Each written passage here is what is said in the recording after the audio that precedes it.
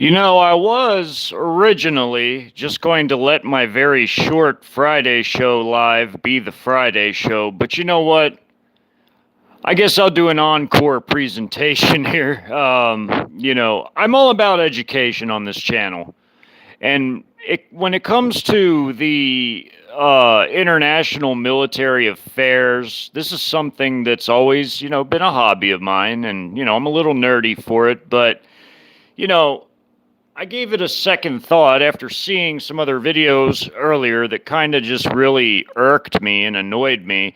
Not anybody I know really well, but I saw a video that was, obviously talking about the Russians, and I'm not defending the Russians. Don't get it twisted. I am not defending the Russians, but I want to set the record straight because I'm all about truth. Because I see a lot of people talking about military affairs that don't know jack and shit about international militaries. They don't. They don't study them. They don't study anything about relating geopolitics, even including the more conspiratorial aspects like the two different elites, the Eastern and Western elites, and how they're in competition and conflict to decide who runs the N.W.O, which we know what's going to happen according to biblical prophecy. The Eastern kings win out. They defeat the West, which is Babylon and the Europeans. They occupy them, and the 10 kings will give their power to the beast and reign with him for 1 hour.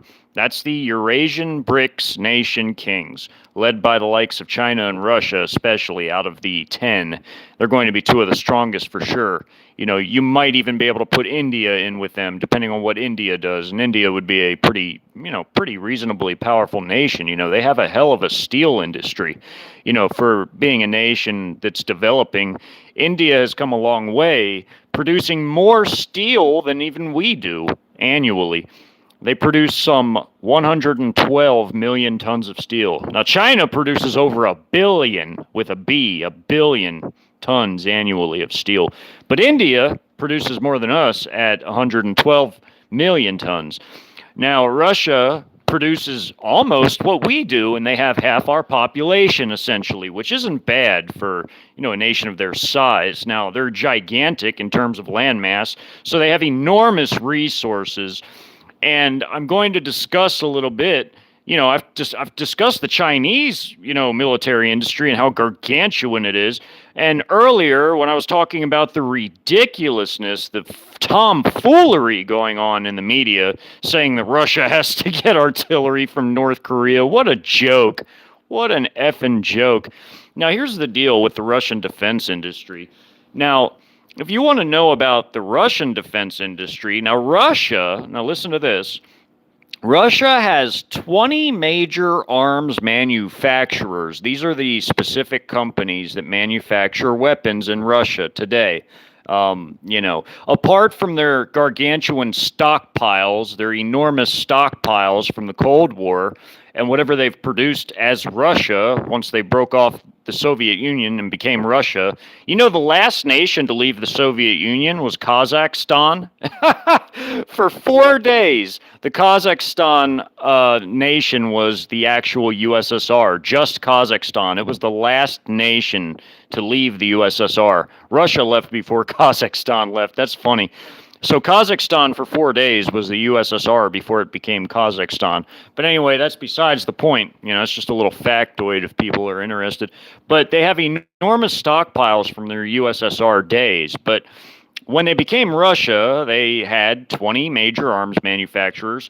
Now, there's 6 very large ones that I'm going to read off that produce the most out of the 20 big ones that they have. Now, there's Almaz-Antey, there's United Shipbuilding Corporation, who makes their naval vessels. There's Sukhoi, which makes fighter aircraft. There's Irkut, and then there's Uralvagonzavod, which makes helicopters. Then there's the Tactical Missiles Corporation. Now, those are just the 6 biggest out of their 20 major arms manufacturers. Now, Russia, China has an enormous industry where they have over 500 major plants that are like the size of the Lima, Ohio tank plant or even larger. So they have enormous manufacturing capabilities in China. Plus, they have dozens of small-scale factories. But here's what Russia has. Russia has a grand total. Now, these are big and small factories. They have a grand total of 1,300 factories. But here's the thing, unlike China, who has like 500 plus major factories, Russia only has 300 major factories, with the other 1,000 being relatively small, like the cottage industry size. But 300 major plants is actually more large defense plants than we have by quite a lot, by a big margin.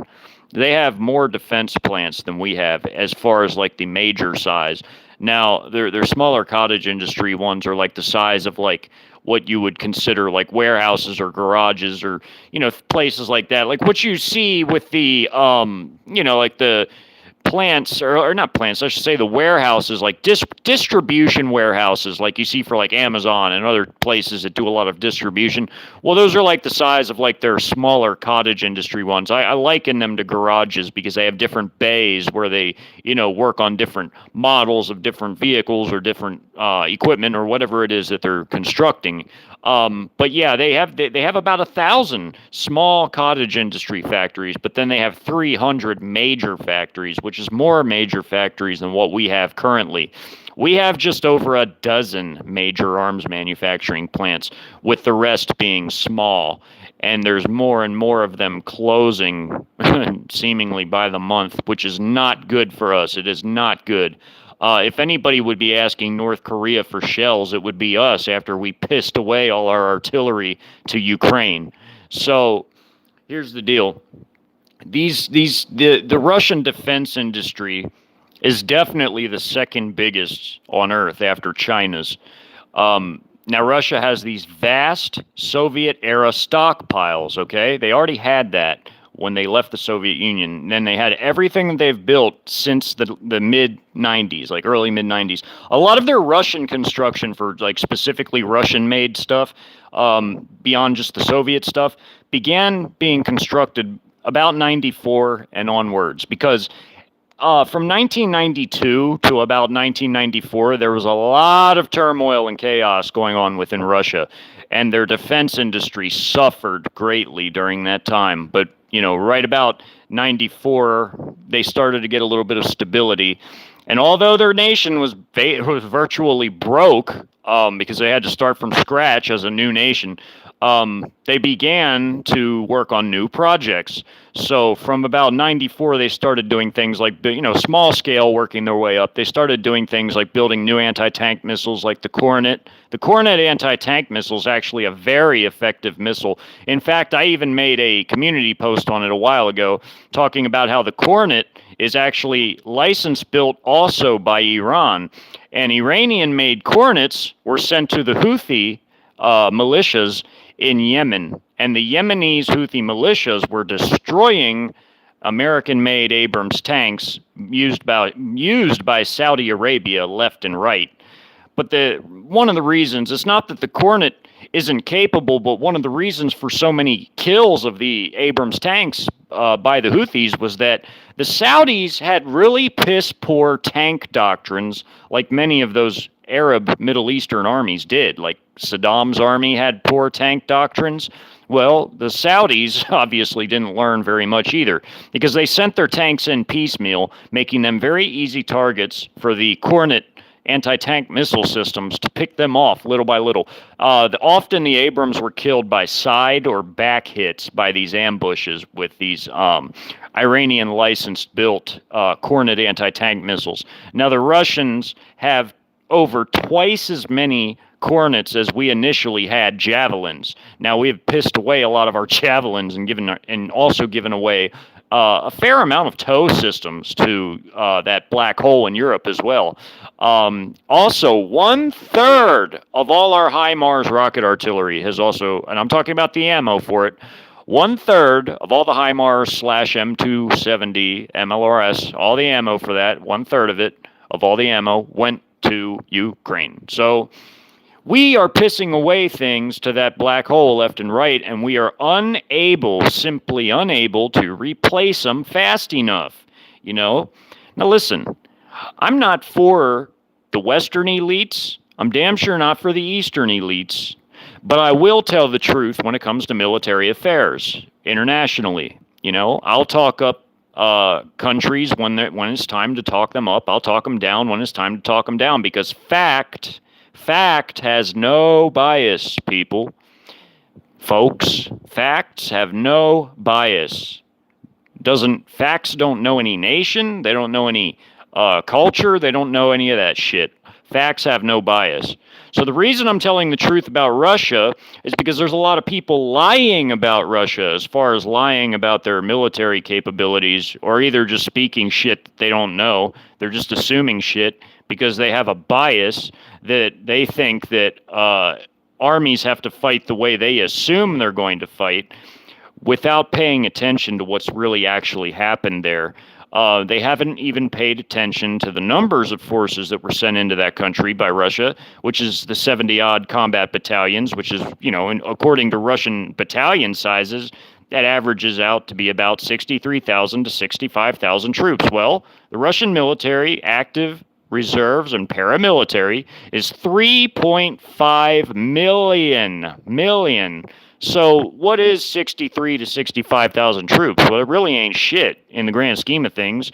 Russia has reserves to mobilize, and they're mobilizing reserves. They're not doing a general mobilization. They're just calling up reserves out of their civilian population because the reservists, like our reservists, are soldiers that live among the civilian population. And they're calling up 300,000 of them, likely because they're going to finally deliver the death blow to Ukraine once and for all.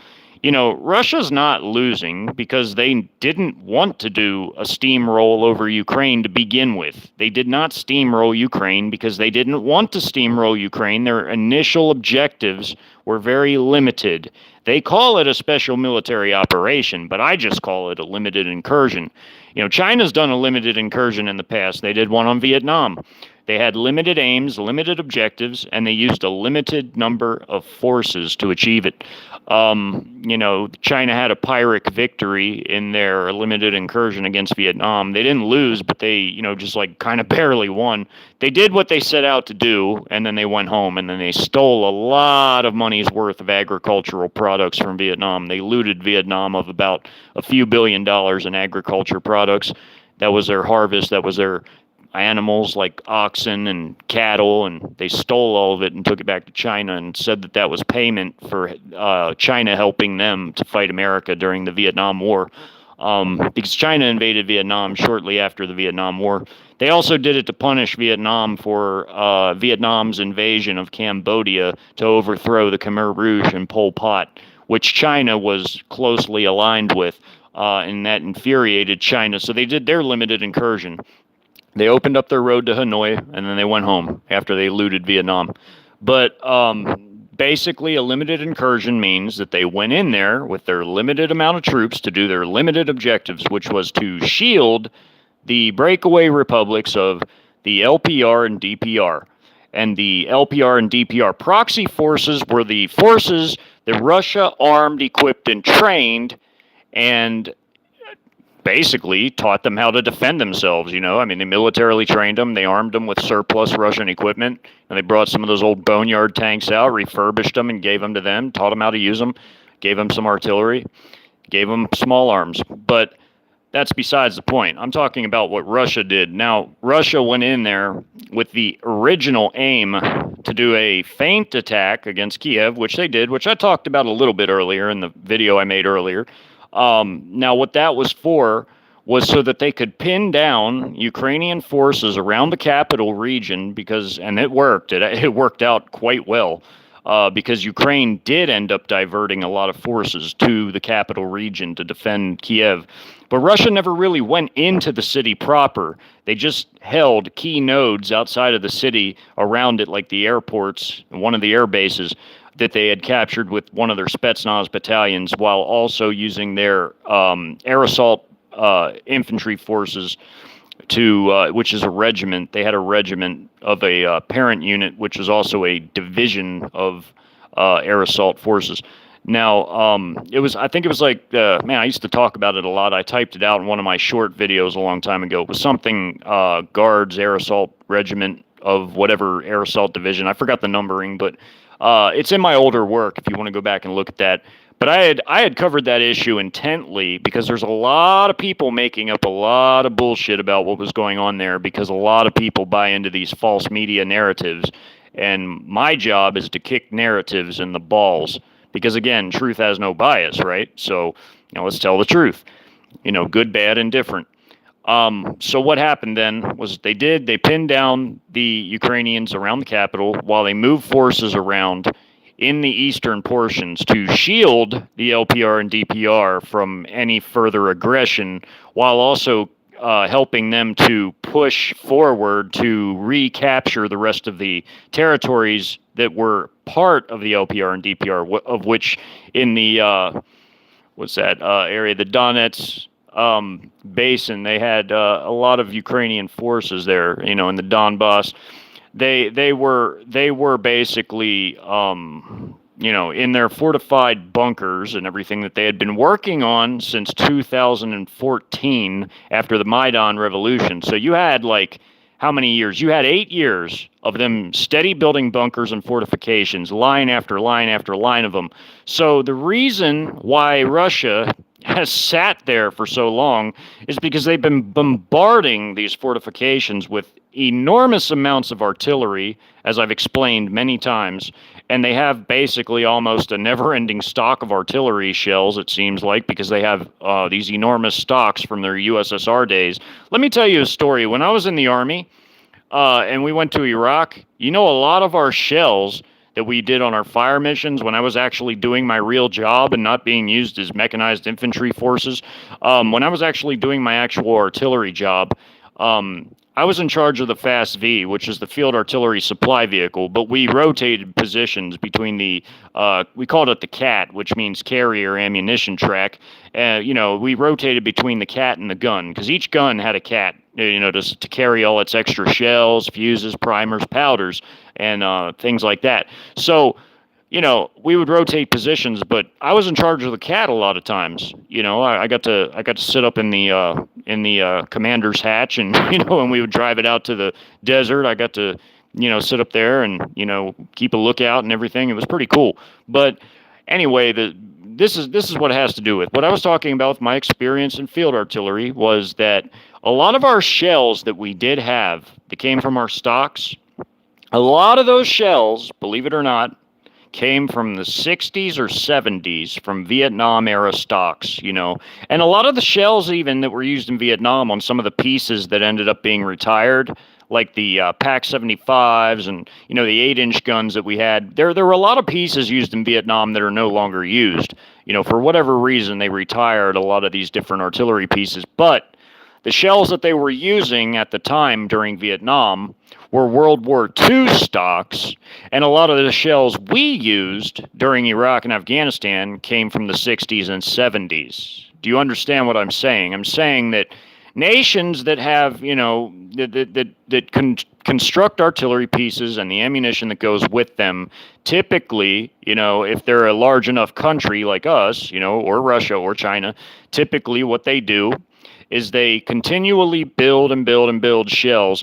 We don't have as many shells as Russia or China, obviously, but what I'm saying is that we had large stocks from World War II during Vietnam, so we cleaned out the World War II stocks, okay? Then they retired those different pieces that we no longer use.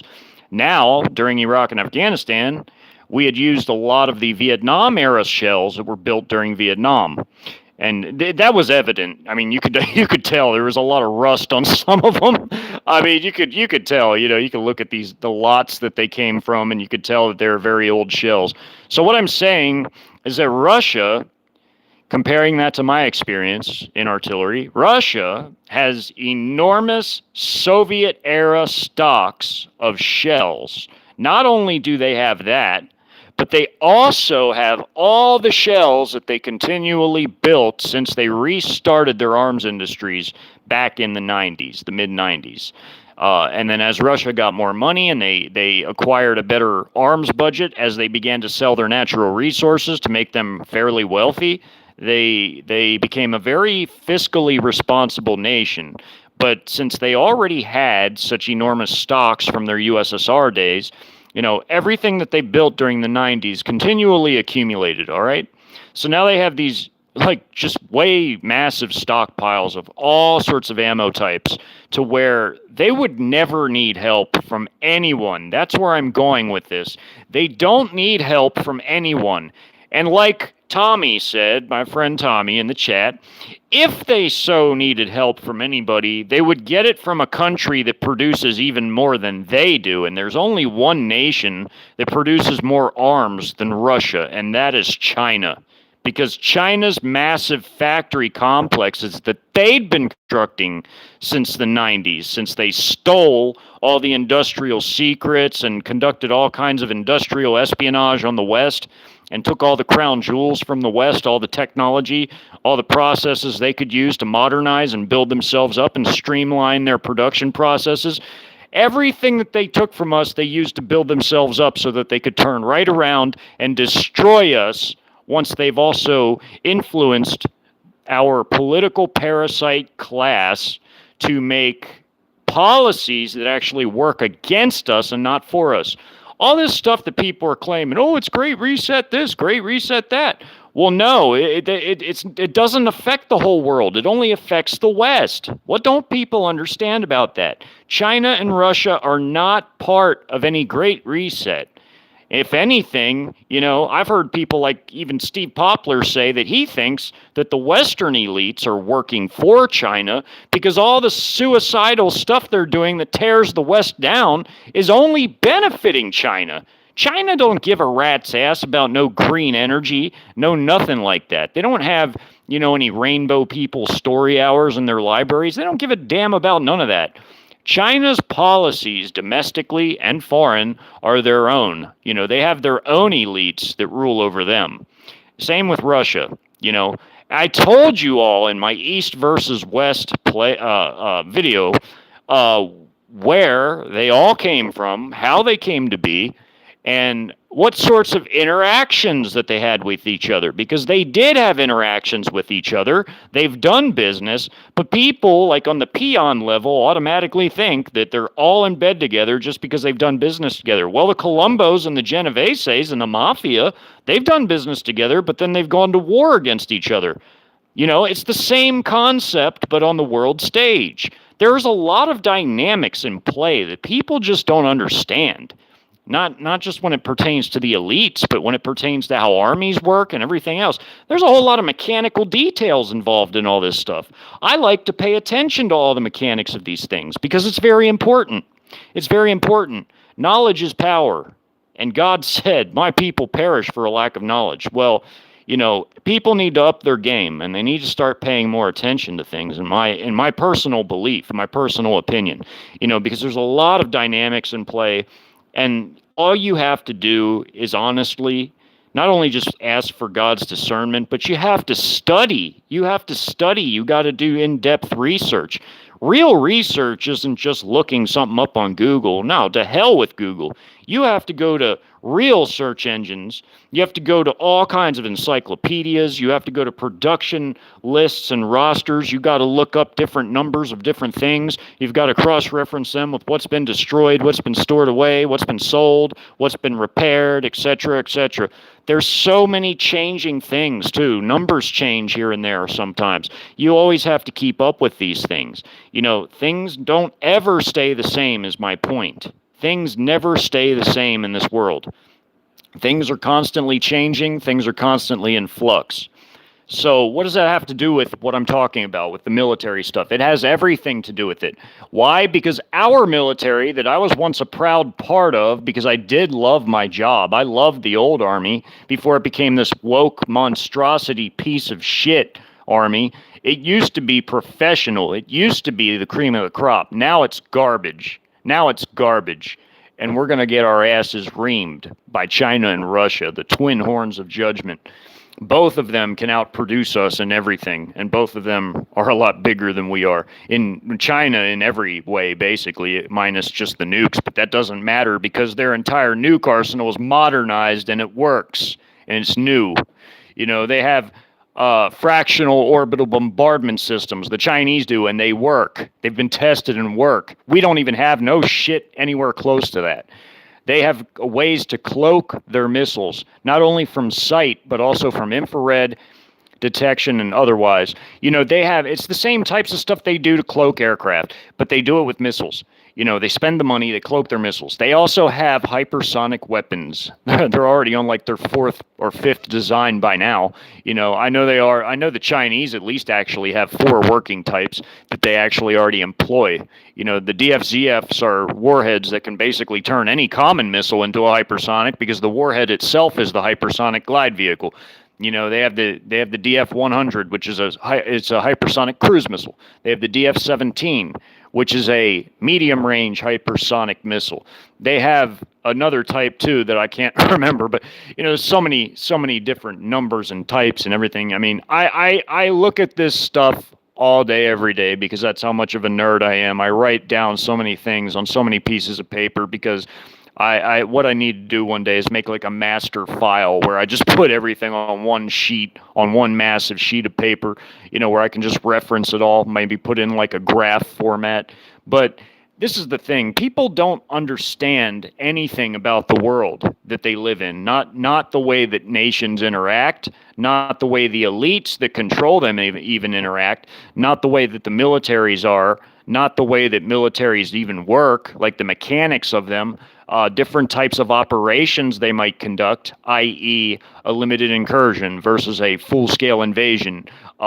There's different doctrines. There's blitzkrieg. Then you have fourth-generation warfare, which incorporates Trojan shock forces mixed in with blitzkrieg from externals, mixed in with new innovative ways of fighting war, such as cyber warfare, very advanced electronic warfare methods, hypersonics and directed energy weapons and robotics and all kinds of ways to wage war, mixed in with the doctrines of combining Trojans with externals, with all these new innovative technologies. Just the cyber warfare alone, basically getting into where it intervenes with the military systems and with the grid and can shut them down at will. They've hacked solar winds. They've got the nuclear crown jewels. They already have electronic warfare assets around the silos to deaden any sorts of redundant systems that would act as a sort of emergency fallback system in case the main systems were to be hacked and messed with. But then they have electronic warfare to counteract that. So that is why we won't get a shot off. When you hear these different prophecies from people like Dmitry Duduman, it makes you wonder, well, how did America not get a shot off? Well, that's how they didn't get a shot off. Because the Chinese hacked solar winds, they stole all the secrets. They can interfere and intervene anytime they want to shut it down. They even have back doors into almost all of our high-tech stuff because we buy so many chips and electronic components from them, giving them a back door. They can get in at will. It's their stuff. Because why? Because America buys lowest bidder. Chinese chips are cheaper than Taiwanese chips, our ally. We buy our stuff from our enemy. So, America has set itself up for a massive failure. And all this woke shit, this army ain't tough. This army's a bunch of weak punks. America's going to get its ass reamed, man. You all have no idea. The Russians, too, they're nothing to mess with. I mean, seriously, they're not. They're playing games with Ukraine. And even with the small forces that they sent in there, look at all the destruction they've accomplished. I mean, they have ground those forces down, the Ukrainian armed forces. They've ground them down to the nub, to where they're using old men in so many sectors along the front. I mean, there's so much evidence of it coming out of there that it's ridiculous. It's undeniable. I mean, all these videos of these poor old men in bunkers, it's like, my God, man, like this nation, and I'm talking about them, it's being utterly annihilated. It's basically all over, basically it is. Their little assault that they managed to put together on, what was that city? It was down there, I can't think of it. It was down there by Crimea. I talked about it not that long ago, as a matter of fact. They did an assault where they put together some tanks that they were able to get from Poland. Okay, the tanks and two aircraft. They had two aircraft they were able to acquire, two Su-25 ground attack aircraft, both of which got shot down. The tanks and the troops that were following the tanks got annihilated. It was Kherson. Kherson. They talked about doing a big offensive against Kherson, and I'm talking about the Ukrainians, and they totally got destroyed. They got obliterated. But then up north, what the Russians did was they did like before. They moved out of the Kharkov area. The Ukrainians came in, claimed their little victory by, moving into empty territory. Then they got shelled the shit out of again, and then the Russians moved back in. They've done that twice now. There are instances of maneuver warfare, even though it's not very large-scale maneuvering. It's mostly an artillery and a missile war, where the Russians sit back and lob insane amounts of both howitzer and rocket artillery, as well as tactical ballistic missiles to hit targets that are further away, and also cruise missiles launched from ground, sea, and air. There are a few instances where they've used their air power, but they're really not relying on their air power very much. It's like they're saving it for something. What could they be saving all their air power for? Gee, I wonder. Could it be Europe? Could it be? Because Russia's really not invested very much air power. I equate what Russia did to Ukraine like if the United States were to send 3 divisions into Baja California and basically like occupy Baja California, where the Mexican army tried to counterattack but got ground down by 3 American divisions holding Baja California. That's basically what the Russians have done. Maybe like give them like a squadron of F-16s for like air power. Maybe another one of like, whatever ground attack aircraft. Those Warthogs. Give them a squadron of Warthogs and a squadron of F-16s, and there you go. You basically would have the equivalent there of what Russia did in Ukraine. Russia is playing games with Ukraine. It's like watching a cat play with a mouse before they bite the mouse's freaking head off. I mean, that's what it really looks like. I mean, Russia has enormous forces and resources and vehicles. Like I told you, the most of the tanks that they actually lost would be like 300 or so. That's absolute most. And some of those are repairable. They're not total losses. I mean, they could probably fix 50 or maybe even 75 of those. So their total loss numbers is like around like 200, 225 tanks that they lost. They've lost other vehicles. It's not just tanks, but they haven't lost very many. And why is that? Because 70 battalions don't bring that many vehicles with them. 70 battalions only bring the vehicles that are equipped to their battalions. So you might have like maybe somewhere between 3,000 and 4,000 vehicles would sound about right for 63 to 65,000 troops. Why? Because one vehicle can carry quite a bit of troops if it's an armor personnel carrier, just one vehicle. You have to do multiplication. Same with the infantry fighting vehicles. Covered trucks could carry quite a lot of troops per truck. I mean, you have a lot of different options. They have MRAPs. I mean, they have a lot of different vehicle types, engineering and bridge laying vehicles, air defense vehicles, radar vehicles, all the different vehicles that would have to be piloted, plus the passengers. It would be about 3,000 to 4,000 vehicles that came with those 70 battalions of combat troops, 63, 65,000 troops. So, they didn't have that many vehicle losses. I mean, if they did, they would have just sent in more forces right away. But they're not losing. You can't lose a war moving forward. You know what I'm saying? They haven't been expelled. It's been 5+ months that they've been sitting there fending off attack after attack, wearing down the Ukrainians. That's what they're doing. That's the real deal about that. They can deal a death blow at basically any time. All they have to do is commit more forces. It's as easy as that. They don't need no help from nobody. They're well off the way they are. They're the second most powerful nation on earth. Their economy is actually booming right now. It's not floundering, it's booming in spite of the sanctions. Sanctions only hurt the West, not Russia, not China.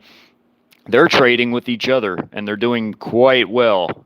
China's economically and industrially the most powerful nation on earth, and plus militarily too, conventionally. Plus their nuclear arsenal's so advanced. I would say that despite them only having about 1,000 nukes realistically, due to the fissile material available to them, the 22 odd tons of enriched weapons grade uranium plus the 4 tons or so of plutonium. That's enough for 1,000 warheads. Really, it's more, but I put it at the high median estimate. Their nuke numbers are a state secret. I don't know if people know that or not, but their actual numbers are a state secret. But I put the estimate at about 1,000, which is plenty enough to destroy 2 large nations, which means that China is still the world's superpower, even with 1,000 nukes, because that's plenty to do what they would need it for. But that's not going to happen. There's not going to be no full-scale nuclear war. That's not to say nukes won't be used. I mean, they will be used, but they'll be used in very small numbers and only absolutely when and where necessary. Probably against hardened targets like bunker systems and things like that are deep underground. They might use like nuclear bunker busters and things like that. But as far as like on the battlefield, thermobarics seem to do quite a nice job. Thermobarics destroy a lot with very little, as far as like using a single weapon. Even those TOS 1A thermobaric rocket launching systems are quite potent. They're not very long range compared to regular rocket artillery, but they could still, erase an entire area with thermobaric rockets. I mean, they, incendiaries or thermobarics, it's a very deadly weapon, especially when you get a whole group of them together. So the Chinese have them too, thermobarics. Of course we do. We have what they call the daisy cutters. We have thermobarics, but so does China and Russia, and they have quite a few different models of thermobarics. But anyway, back to the conversation. So what I'm saying ultimately is there's a lot of people that have underestimated Russia in the West, that have underestimated Russia and their true power, as well as definitely China's massively underestimated, and they're the world superpower. Meanwhile, in the West, you have a bunch of sissy prissies running around. They don't know what bathroom to use. The whole societies of the Western nations are falling apart, and it's truly a damn shame. But it's like a rotting house, like Hitler once said, and I hate to quote him, but Hitler once said about the Soviet Union when it was basically, just rotting away under Stalin. He said, if you kick the door in, the whole rotting edifice will come tumbling down. Well, that's the West. That's the West. You kick in the door, the whole West will collapse because it's rotting inside. It's rotting with all this wokeness and just all this weak society, effeminate bullshit. And you got Russia and China who are like uber masculine killers. We don't stand a chance. They're high tech. They're both very advanced, but China has just more numbers of technology than Russia because of how industrial they are. But Russia still has good tech. It's just they don't have the numbers of it that China has, but Russia can still whoop ass and take names. So Russia is playing with Ukraine. They're not going full bore. If they were to go full bore, if they wanted to, they could have steamrolled them in about, a few days. Yeah, they could have. But that wasn't their objectives. Their objectives was to intervene, to shield the ethnic Russians, and, this is their words, and that's exactly what they've done by their actions. Their actions prove that that's exactly what their plans were, based upon what they actually did. The way they moved their forces around, they moved in there to shield the LPR and DPR, protect those people, and they also wanted to demilitarize and denazify Ukraine. Well, look how serious they took the whole Mariupol battle. They took Mariupol. They basically got the dudes that were hanging out under the Azovstal there, as they say. They got all them, and they worked towards their goal. And I'd say that they were pretty on point getting their missions done thus far. Even though they tied their own hands, people don't understand that. The Russians tied their own hands from the beginning by making it a limited incursion instead of a full-on invasion. They could have done a full-on invasion, but they opted not to. That's on them, but I'm sure they're going to switch up now because of the referendum. That's why they did it. That's why they went to that summit in Samarkand out there in Uzbekistan to talk to the Chinese, of course, their main ally, the world superpower, and to talk to Iran and India and all their other buddies in Eurasia and brief them on what their plans were for conducting the rest of the operations in Ukraine, i.e. telling them that they're going to bring the conflict to a close and fast. So expect the Russian armed forces to become even more aggressive than they already were because they weren't even trying. They weren't even trying. And their losses were not as heavy as these imbecilic, made for TV Ukrainian spin doctors claimed them to be. Look, I have nothing against the Ukrainians. It's just that their leadership is bunk, man. Their leadership is bunk. They've got some, pansy that wears heels as their leader. It's like, come on, man, that's your leader. He's basically just a puppet. All these people in the West are actors. They always pick actors to be leaders in the West because the banksters run the Western puppets. They run the Western puppet leaders. Now, in the East, it's different. You know why it's different in the East? The Eastern elites are in their governments because the Eastern elites control who prints the money. So China, Xi Jinping, and the CCP are the ultimate authority in China because they run the Chi-Com banks. The central banks are run by the CCP. That makes the CCP the elites of China. Same with Russia. Russia has heavy controls over their banking system. Even India does. India, since declaring independence, nationalized their central bank. They nationalized it. They ended up giving it some free range for a little while, but Modi has been reining it in since all this Eurasia BRICS stuff because they're forming their own Eurasian bloc between the regimes of the East who rule their own money systems, which makes them the elites of the East. Russia's bank laws are so strict, they make the central bank give them half of all their profits, the Russian government. They get half of all their central bank's profits by law. By law. I mentioned that in my East versus West video. People should watch that. It explains in detail how things work in both blocks. There really is an East and a West. People don't understand that. People think that these Western elites run the whole world. They don't. They do not run the whole world. The world is ruled by two sets of elites. I don't believe the Western elites work for China. I don't believe that. Like Poplar said he believed that, He can believe what he wants, but I don't believe that. I believe that they're two separate sets because of what I've found. But I believe that one set is a lot more arrogant and haphazard and stupid than the other set. Because how can you have a great reset? What are you resetting? What do you have to replace what you've torn down?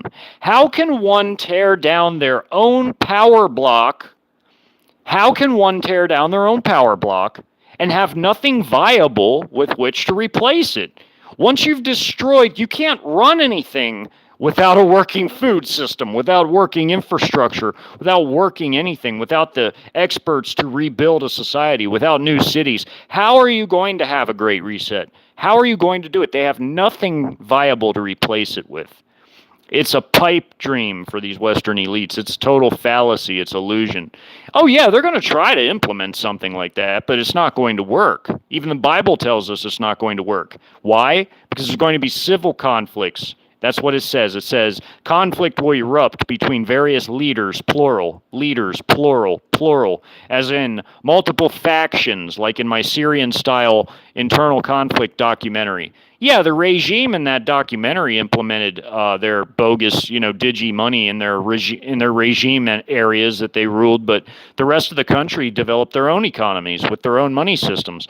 It's not going to work like they want it to. It's going to fail. It's going to be a flop. But what will happen instead is there will be an Eastern N.W.O, and that's so hard for people in the West to fathom.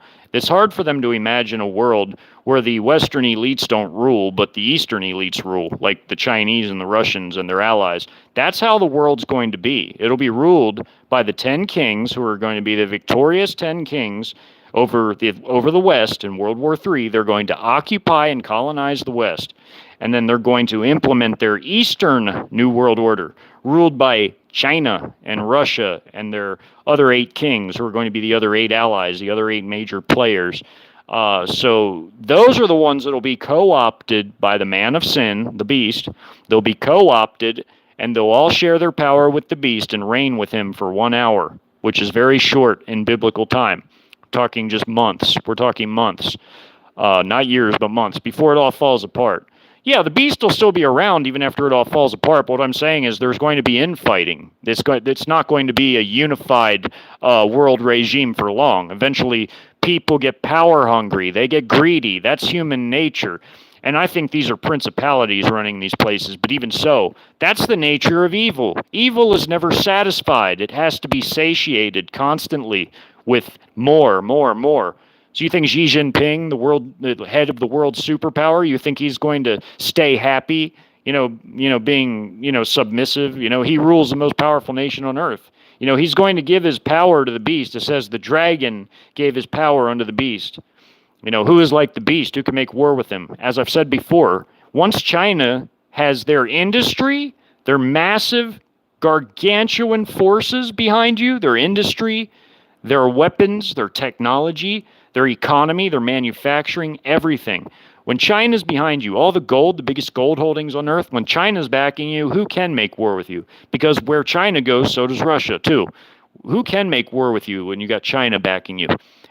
So what I'm saying is that it makes total sense for it to be an Eastern New World Order, not a Western one. There's not going to be a Great Reset. It's going to fail. But what it will produce, because they destroyed the West from the inside, what it will produce is a lot of civil turmoil and conflicts before Russia and China and more powerful nations come in and destroy the West once and for all. That's exactly how it's going to work. Exactly. Yeah, they're going to try their little Great Reset bullshit garbage, but it's not going to work like they want it to or like they think it will. It's a pipe dream. It can't work. It was doomed from the outset because you cannot destroy your own militaries, your own economies, your own everything, your own food supplies. You can't. How are you going to run a place like that? How can you physically run a place like that? You cannot. You can't defend it. You can't feed the people, so the people can't work because they're starving. You can't have anything like that without working infrastructure. What are you going to replace it with? They don't even have replacements. Where are these Great Reset cities? Where is all this stuff at? It's nowhere. It's nowhere. It's going to all fall apart, and there's going to be infighting, like the Bible says. And then we're going to get invaded by way more powerful nations like China, Russia, and their allies. That's how the West ends. There will be no Great Reset. The digital money will be Eastern digital money. It won't be no Western anything. There's not going to be a West. That's what people need to get through their heads. It's going to be a Eastern New World Order with the Digi-Yuan being the new reserve currency, or maybe even the ruble. Who knows? It'll be a Digi-Yuan or ruble, or maybe they'll combine them and make one, and that'll be the whole world's currency. They already have SIPs in China to replace SWIFT, which is the Western financial messaging transaction system. They already have FSPS in Russia. They've already cut the West out, is what people don't understand. They're prospering while we're falling apart. They're not falling apart. They're becoming more powerful. And then that's how they're going to invade and colonize us, because they continued to maintain their growth while we ripped ourselves apart. So it's a natural selection where the weak get destroyed by the strong. And we are weak. We are incredibly weak right now. So let me see who's all in here. I've just been yapping for a while. See who's all in here. This is just straight facts I'm spitting tonight here.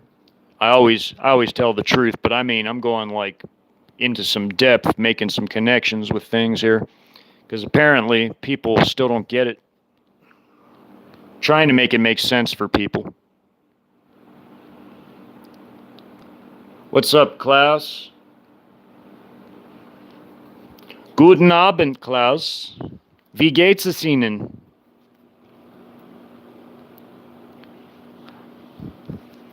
Habt ihr einen guten Tag?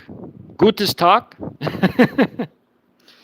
Mein Deutsch jetzt ist nicht so spitze. Im Jahre 2001, ich habe nach Deutschland geflogen, aber es war eine lange Zeit. Wann habe ich nach Deutschland besucht? Hey, Rebecca, what's up? Speaking some German to Klaus there. He has a really very German name. I assumed he's from Europe. I have a lot of listeners from Germany and Austria, even one from Switzerland on my channel. I haven't seen much of them lately, but I hope they're doing okay. I know things in Europe are tough right now. Yep, the bear and the dragon. The dragon is the most powerful nation on earth, and that's China. But the bear is the second most powerful. And that's what I was explaining earlier when I started this video, is just how strong Russia actually is. That people underestimate them horribly, and that's a mistake because they're going to destroy the West along with China. China's the most powerful nation the world has ever known in all terms, basically, in literally everything. They're the biggest manufacturing base in the world. So they have the biggest industrial base. They have the biggest military industrial complex. They have the most tanks, the most APCs and IFVs, the most armored fighting vehicles, the most artillery. Well, Russia and China are tied with artillery, but still, they have the biggest combat air fleet. I'm talking about China. They have like they're catching up to us in overall air force size. They're building more support planes to catch up with our large fleet of support aircraft, like the transport aircraft we have and AWACS and all that other stuff, mid-air refuelers. China's catching up in that category, but China already has enormous combat aircraft, and I'm talking about all three classes: ground attack, fighter aircraft, and strategic heavy bombers. China's enormous. They have the biggest, most advanced, technologically advanced, most capable Navy on Earth. They went from a brown water Navy in the 90s. Listen to this. China went from a brown water Navy in the 90s to now having the biggest, most advanced Navy on Earth. That's insane. China can build ships like it's nobody's business, and tanks, and planes. They have enormous manufacturing capacity. They have the biggest, most developed war industries ever since the 90s when they started adding more massive industrial complexes. China's enormous. Plus, they have the most gold in the world. They have enough gold to fund like 5 World War IIs over and over. That's how much gold China has. They're freakishly rich. They have over 6,400 tons of pure gold. Russia's the second biggest gold holder. They have like 2,000 something. I think it's like 2,800. But China is enormous. Hey, Bobby, what's going on? Good to see you, Bobby. What's going on, Aaron? Thank you, Aaron Mercer. I appreciate that. Hey, Gina. Yeah, I gotta tell the truth. There's too much bullshit floating around out there. I gotta sort of rectify it. Pardon the pun. Bullshit, rectify. Yeah, I gotta fix that because there's a lot of people talking a bunch of nonsense and they don't know what the hell they're talking about when it pertains to war and Russia. They don't know anything. I've studied this stuff since I was a teen. I've been to war too. I've been to real war. Been in combat. So I've been there, done that, got the T-shirt, and I've studied the shit out of it. I could have probably been a damn general if I would have gone to OCS to be an officer. Could have become a general. I'd have been a damn good general too. That's how much of a nerd I am. I make entire scenarios on war using enemy doctrines to make it, and real units and real everything, real places, real units, real everything. I make whole hypotheticals conveying all the aspects of what that would be like. A hybrid warfare where Trojan shock troops come out of all the CCP regime properties that they've purchased, as well as externals coming in from the beaches and from both borders. I make whole scenarios on it. I even write stories, like I'm doing in my audiobook too. I have typed out stories showing what that looks like on the ground, from the invasion phase all the way into the occupation. I've been an occupier in Iraq. I know what that looks like too. So writing those stories is fairly easy in terms of like conveying all the very most minute aspects of what that's like as an occupier or as the opponent. Well, it's great to see all y'all. Thank you all for coming. I think this... alles super. Bin ein Deutscher in Panama. Dein Deutsch ist immer noch gut. Dankeschön. Das ist sehr schön. Danke. Ja, mein Deutsch ist aber jetzt nicht so gut. Ja, ich brauche mehr Praxis. Praxis. Ich brauche mehr Praxis. Hm. Wann ich habe nach Deutschland besucht, bleibe ich im Rheinland-Pfalz, im Veilbingert, Landkreis Bad Kreuznach, im Rheinland-Pfalz. Ich war einem Student im Sommerzeit. Verstehen Sie, Klaus? Verstehen Sie? Well, thank you, Boris. Well, thank you, Boris. I appreciate you. I always like to see you, Boris. You're a good guy. I thank you for when you translated the Serbian that was on the Xi Jinping propaganda in Serbia, where all the Chinese troops are now, ready to invade Europe with Russia.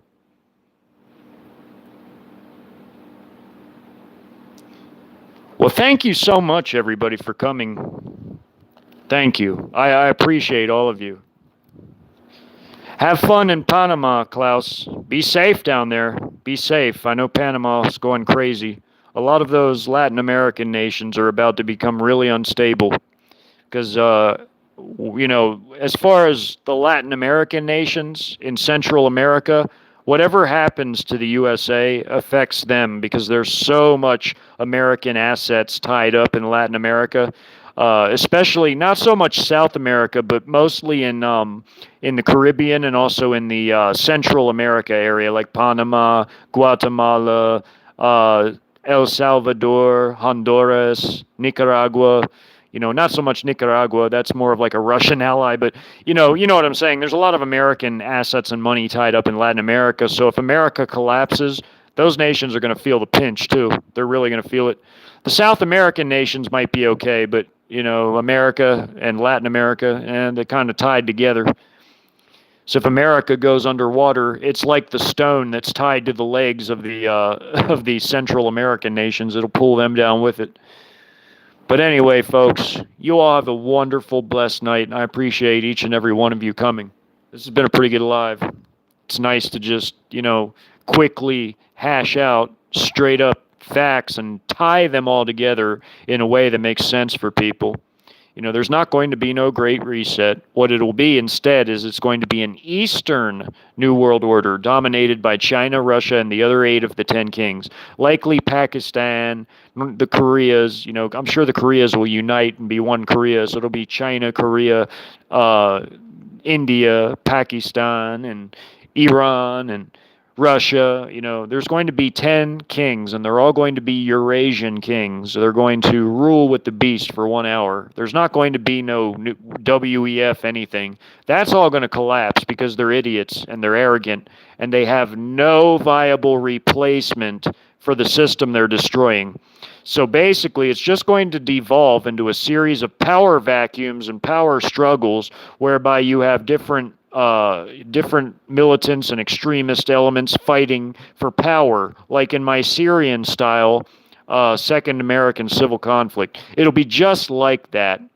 You'll still have these stupid Western elites trying to implement their garbage in the areas that they will actually control, like woke California, woke Northwest, woke Chicago, woke Detroit, woke Northeast. That's the areas that the regime will have like sway over where they can practice their stupid policies. But in the rest of the area, there's going to be different warlords all having, like warring factions duking it out for power, like I had in my Syrian-style conflict. The regime's going to lose a lot of land, just like Assad in Syria. When Bashar al-Assad, began to lose his civil war, he had a lot of powerful allies that jumped in to help him win his civil war. But when the N.W.O. globalist elites of the West start to cause these issues, they're going to lose a lot of territory quick, like Assad did, and they're not going to have anybody to bail them out like Assad did. Assad had Russia, Iran, they had proxy groups from Lebanon that came in to help. They had that usually fight Israel, but they came and helped Assad in his civil war. Then you had China coming in toward the end with advisors and logistical support with supplies and weapons. So Assad had a lot of help to win his civil war. But when the West devolves into a situation like Syria, nobody is going to help the regimes of the West. Instead, they're going to get a big boot up their ass when the Chinese and Russians and their allies come in and take over. That's what's really going to happen. And that's what the Bible says is going to happen. So you all have a very, very beautiful night. Be blessed. I love each and every one of you, and Yeshua bless and keep you all always, forever and ever.